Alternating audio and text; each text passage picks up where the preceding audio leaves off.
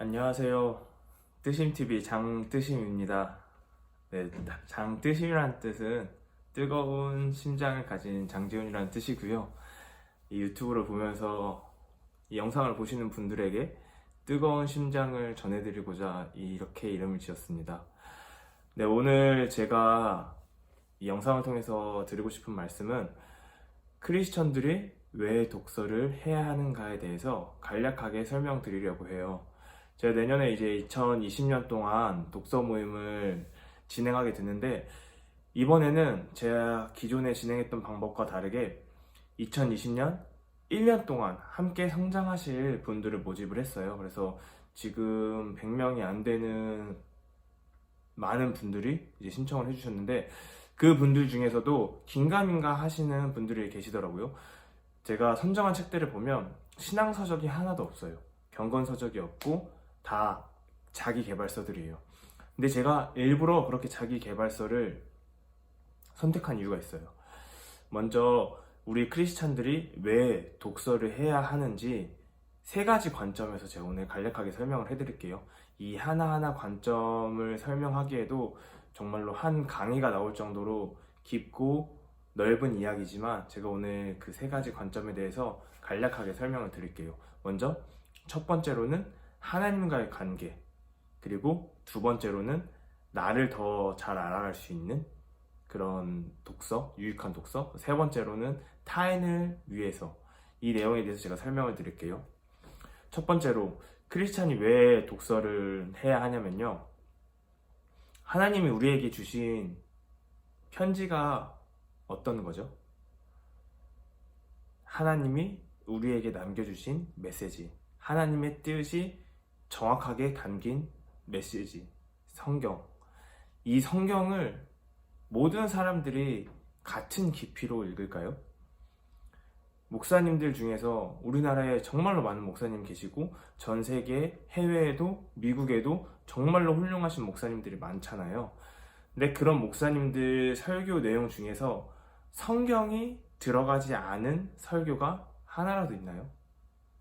성경 내용이 들어가지 않는다면 그거는 이제 기독교가 아니겠죠? 심지어 이단들도 성경을 가지고서 그렇게 메시지를 전하는데, 우리는 하나님과의 관계, 그리고 하나님의 뜻을 명확하게 알기 위해서 성경을 읽어야 돼요. 이거는 뭐 제가 설명하지 않아도 이미 다들 알고 계시고, 그 중요성은 따로 설명하지 않아도 되니까 제가 패스할게요. 근데 이 성경을 얼마만큼 깊게 볼 수 있는지, 우리가 좋은 설교를 들으면서, 그리고 한 메시지, 한 권의 느헤미야라든지 사도행전, 이렇게 요한복음, 이런 책들을 풀이해놓은 주석이라든지 신앙서적을 보면서도 우리가 성경 말씀을 깊게 깨달을 수 있지만, 우리가 결국엔 스스로 성경을 어떻게 읽고 이 성경 안에 어떤 메시지가 있는지를 알아내야 하잖아요. 근데 성경에 뭘로 돼 있어요? 영상도 아니고 뭐 음성으로 된 것도 아니고, 성경은 글로 돼 있잖아요. 텍스트로, 책으로 되어 있는데, 이 책을 우리가 어색해하면 성경 자체도 어색한 것 같아요. 예를 들어서 많은 분들이 성경의 말투가 어렵다, 뭐 배경이 이해되지 않는다, 이런 여러 가지 의미로 성경을 멀리하게 되는데, 저는 책을 많이 읽게 되면서 독서력이 늘어나면서 성경을 읽을 때 그 깊이가 더 깊어졌어요. 아, 이 텍스트에서는 이런 말이구나, 이런 의미구나, 아, 이런 간략한 스토리를 통해서 하나님은 우리에게 이걸 말씀하시는구나 라는 것들을 독서를 통해서 제가 독서력이 길러지고 나니까 성경을 이해하는 마음이 깊어지더라고요. 그래서 크리스천들이 책을 읽게 되면 독서력이 늘어나면서 성경을 더 깊고 달콤하게 읽을 수 있어요. 그러면서 당연히 하나님과의 관계들도 더 개선되는 것도 따라오고요. 그리고 두 번째로는 나를 위한 거예요. 우리가 크리스찬들은 신앙생활을 하잖아요. 신앙생활이라는 게 믿음 생활이잖아요. 믿음이라는 게 뭐예요?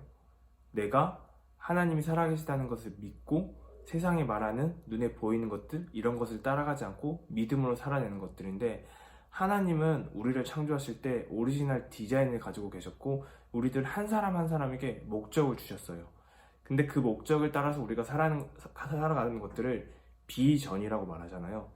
근데 내가 어떤 비전을 가지고 있는지, 그리고 내가 그 비전을 어떻게 이루어야 하는지, 이런 부분들을 찾을 때 책이 정말로 가장 강력한 도구가 돼요.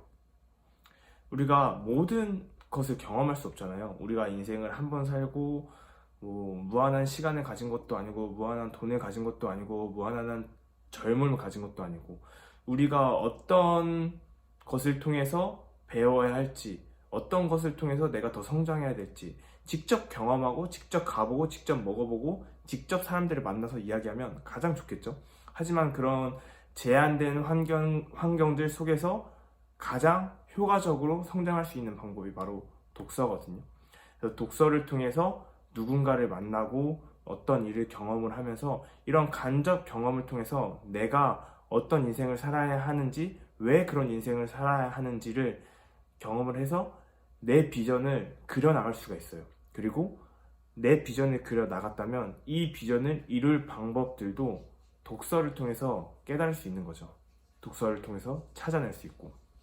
근데 책을 꼭 안 읽으시는 분들이 나는 책을 읽지 않아도 그런 방법 찾을 수 있어. 책을 읽지 않아도 나는 그런 비전을 찾을 수 있어 라고 말씀하시는데 그렇게 훌륭하신 분들 계세요. 분명히 책을 읽지 않아도 스스로 작은 정보만 보고도 내 주변에 있는 기사나 인터넷 영상을 통해서도 충분히 비전을 그리시는 분들이 계신데 하나 더 질문을 할게요.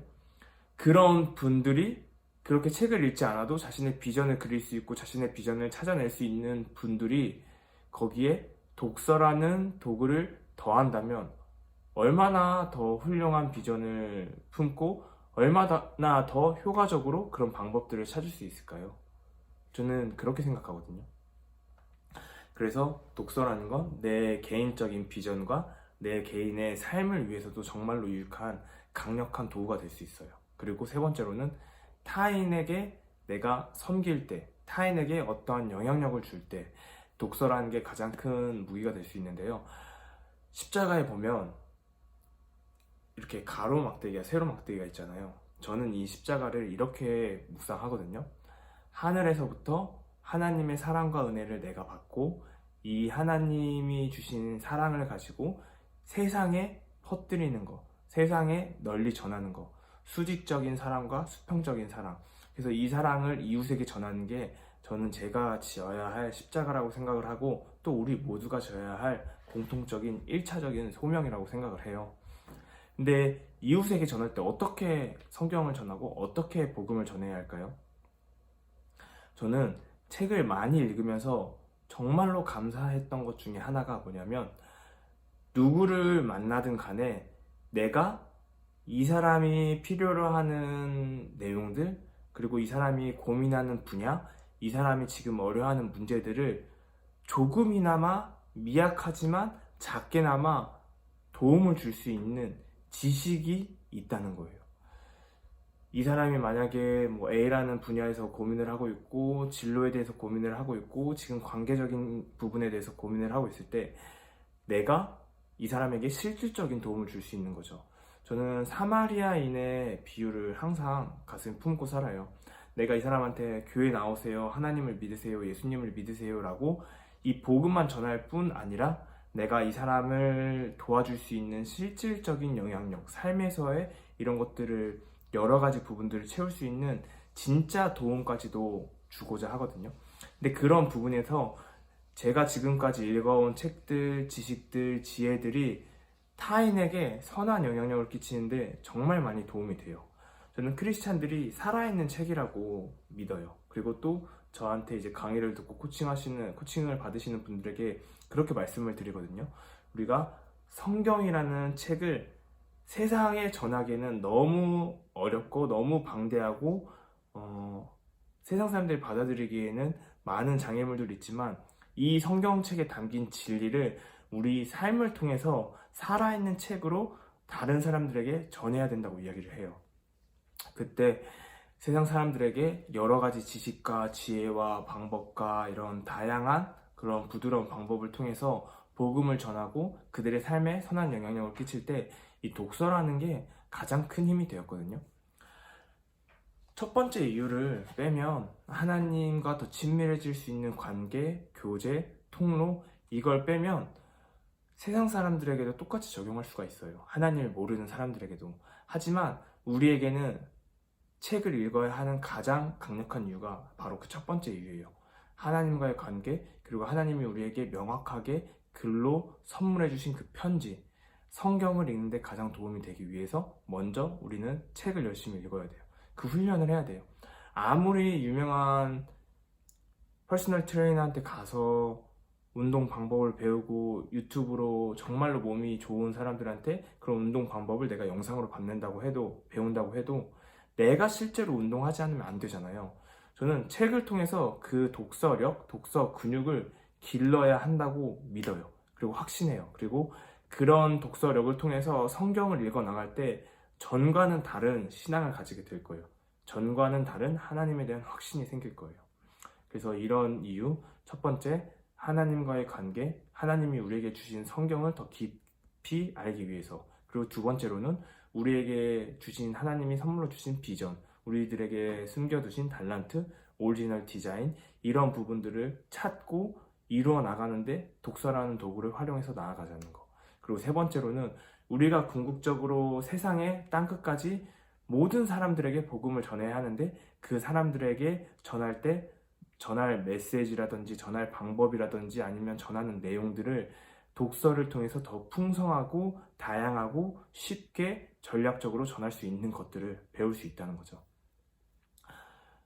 진짜 독서에 대한 필요성과 이유에 대해서는 밤을 새서 이야기해도 부족하지만 이렇게 짧게나마 제가 설명을 드렸어요. 우리가 일반적으로 해야 되는 것들 있잖아요. 기도, 말씀, 찬양.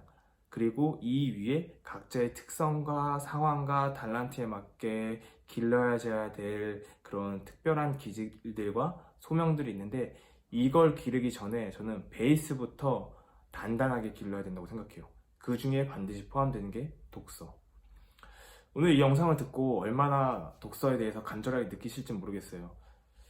짧은 영상인데 저는 이 영상을 통해서 내가 이래서 독서를 해야 되는구나.